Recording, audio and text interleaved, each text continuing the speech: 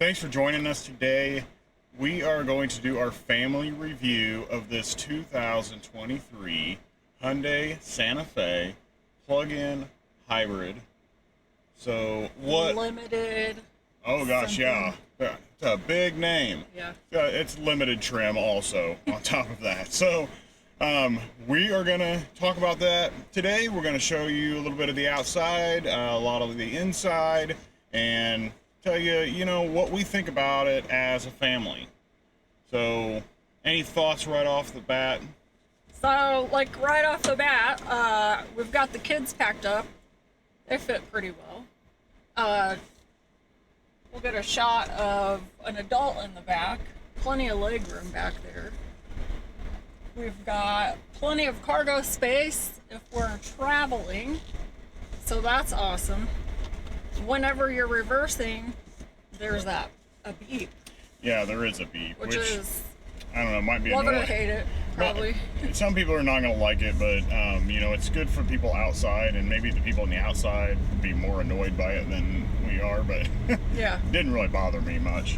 I feel like if you have a sleeping child back there, the smoothness of this vehicle is amazing. Like, they are not going to wake up. There's no engine noise, there's no road noise, and it's just so smooth. Yeah. So, no complaints there for sure. This is actually, unexpectedly, probably one of my favorite SUVs. Yeah, I mean, we've driven one time, and that was like from 2013, and they've been making the Santa Fe since 2000. So this is year 23 on the Santa Fe, and it was Hyundai's first SUV. So Wow. they've really made huge strides, and I wasn't so sure about it when we got this. Yeah, I mean, it's not like the coolest looking thing, but Right. And I think that's why it never really like hit my radar. But as soon as I got in it, I was like really impressed. Yeah. I mean, I think for daily driving and transporting family members, transporting, stuff, Yeah. it's awesome. I mean, no snags or holdups or weird things you can't find or inconveniences at all, Yeah. really.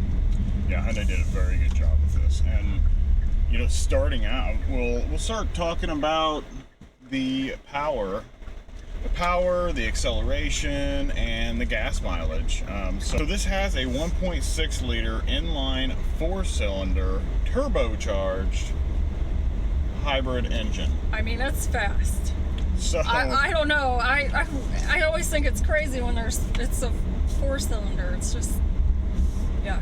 yeah, I mean, It's awesome. It works. It has plenty of power for what you need it for. Yeah, definitely. No, that's good. You want to know what the 0 to 60 is? What? 7 seconds. That's pretty good. It's actually pretty good for an SUV. I mean, hopefully you're a responsible family member and you're not running so late that you need to get 0 to 60 any quicker than 7 seconds. I know a lot of people that feel they need to, but yeah, this is a family vehicle. You're not going to be out drag racing this, so what is the point? You don't need a 3.5 second 0 to 60. The 7 seconds is actually very good, and it has 261 horsepower when you combine the engine and the electric drive motors. So it does have a pretty good amount of power. I feel like it has a lot of power. I mean, and maybe it's because it's such a smooth transition in that 0 to 60, but Oh yeah. but it just feels so safe and solid, and I'm not afraid to pass someone. I'm not afraid I'm not going to make it or anything like that. Right. The gas mileage on this. You know what the gas mileage is on it? Like hybrid, or what? Just maybe like, I don't know, 45. Actually, 45 would actually be a pretty good number when you're using that hybrid system. So what they have it rated at is the engine alone is 33 miles per gallon, just using the engine. If you combine the engine and the EV range of 31 miles, so you can go 31 miles on just electric. Yeah. So you add that to that 33 miles per gallon, and you actually get 76 miles per gallon equivalent. I think that a plug-in hybrid is the ultimate transition for any family from Yes. gas to electric. And if you drive a lot, not even a lot, but if you do, like we do, we're 30 minutes from all the things. Yep. It's awesome to not have to stop and get gas all the time. Right. And, you know, we have a charger in our garage, and so it's just super easy to plug in. You're not out in the weather like you are when you get gas waiting on it, waiting on it to fill up. You just Right. plug it in and go. So, of course, there's two different versions of this plug-in hybrid. There is a base model, which is the SEL Convenience. I don't want that. You want that? That one No, starts I don't. That one starts out at $42,410. What a great price. It's actually Wow. pretty good. Now you can get a standard. There is a regular hybrid Santa Fe, not a plug-in, and that one is under 40,000. And then you actually can get one with just a regular standard engine, and you can get that for under $30,000. Oh my gosh. Really? Yeah, it starts out like 27, I believe. Well, I like all the fancy stuff on this Okay, one, so on the this fancy one. stuff on this one will start you out on the limited trims. We're going to start you out plug-in hybrid limited $47,670. I mean, I think it depends on your budget, but that's definitely not a lot. I think that that's very well priced. For everything that we've got here, I think it's a great price. Well, Especially because of the plug-in portion. I mean, you're going to save so much money on gas. I mean, you got to figure that into your payment. You know, your expenditures for driving. this one that we are driving today, our tester that we have for the week, this one actually comes in at $48,915. Woo! And the only option they added was the carpet mats. Oh gosh. What So a weird option to add. So they added the carpeted mats, and of course you got your destination fee added in there also. So The radio is awesome too. I forgot to say that.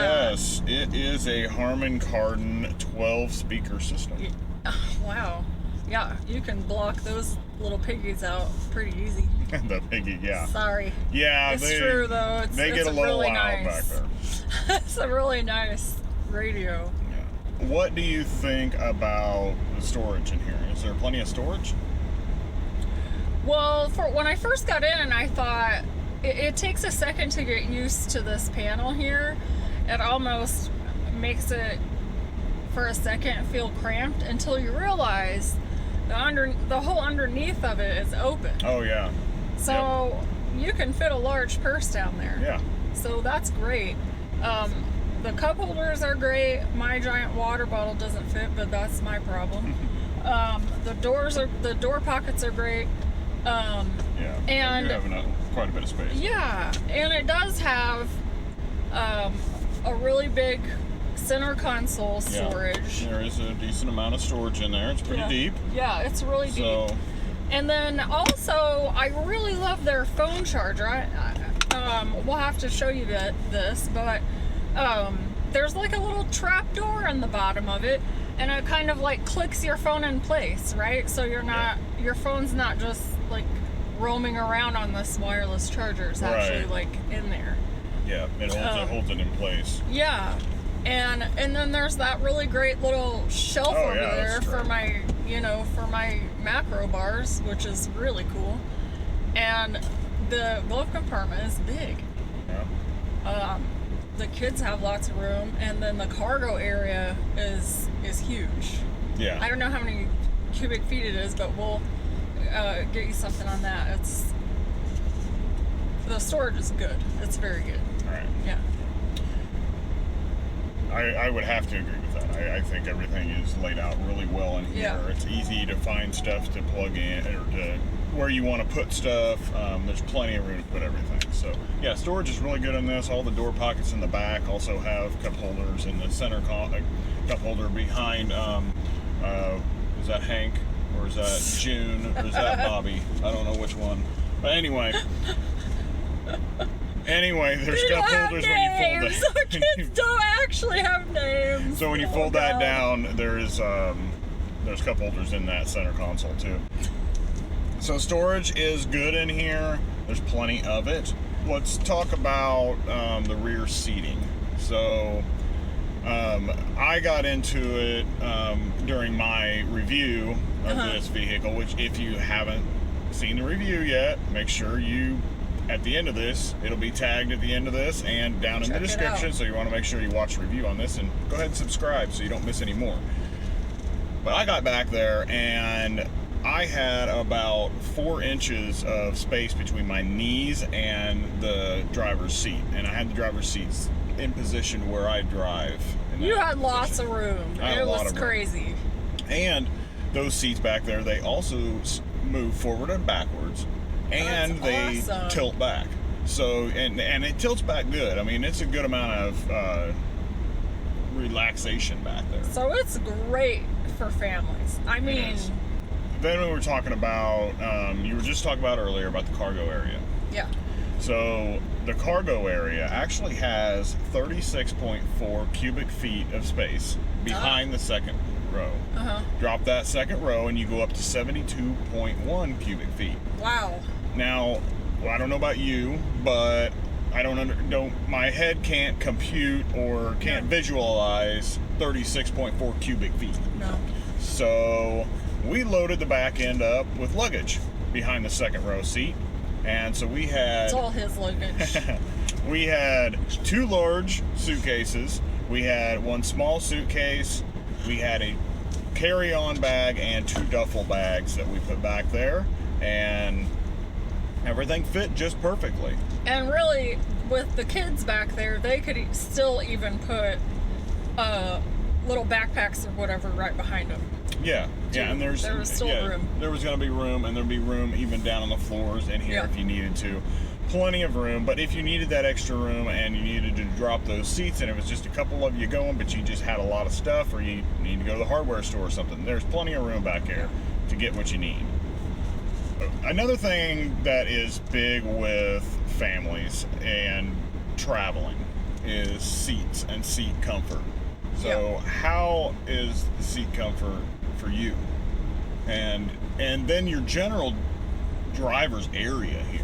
Yeah. Because some of this stuff can get a little confusing or looks intimidating. Yeah. So, first of all, if you've got a family, you've got passengers, you're going to be distracted, right? Kids are like the #1 cause of accidents. No, I don't know if that's true, but it's got to be close. It's got to be close with the distractions. And some of the things I love about this vehicle is this part of it. First of all, the cruise control is great. The adaptive cruise is awesome. You don't have to think about it. You've got lane keep assist. You've got, is it Hyundai Drive or something Hyundai Driver Assist. Okay, it basically drives itself. You have to keep your hands on the wheel, but seriously, it basically drives itself, which is wonderful. The other thing I love is, I'm comfortable. The seat is awesome. There's a million different ways you can adjust this thing. It's got lumbar. This package has heated and cooled, and it's got the heated steering wheel, which for me, I have a circulation disease, is great for, it's summer and I have it on. And it's great. The other thing that's really cool and helpful, again with distractions, is this driver's display. When you turn on the turn signal to pass or turn or whatever, it will show you a camera picture. And it seems to me like it covers more than if you look in the rear view mirror, which you still need to check it. But this display looks like camera covers a little bit more. You know why? Why? Because that is your blind spot monitoring.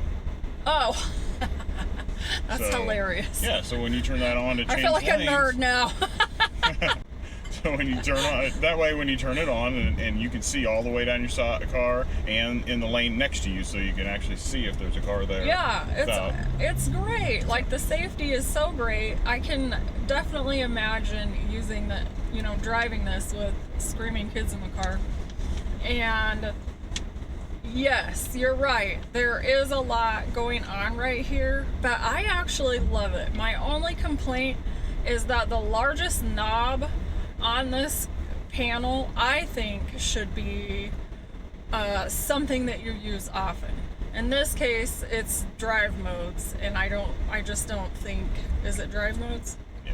Yeah, I just don't think that that's necessary. I think this should be something that is maybe something to do with the radio or climate or something that you use all the time. But the buttons are very clearly labeled, really easy to use, and it's touch screen, so you don't have to use the buttons, I don't think, if you don't want to. Maybe some of them you do, but from where you sit as the driver and as the passenger, nothing's blocking you, and it's just at a really comfortable level.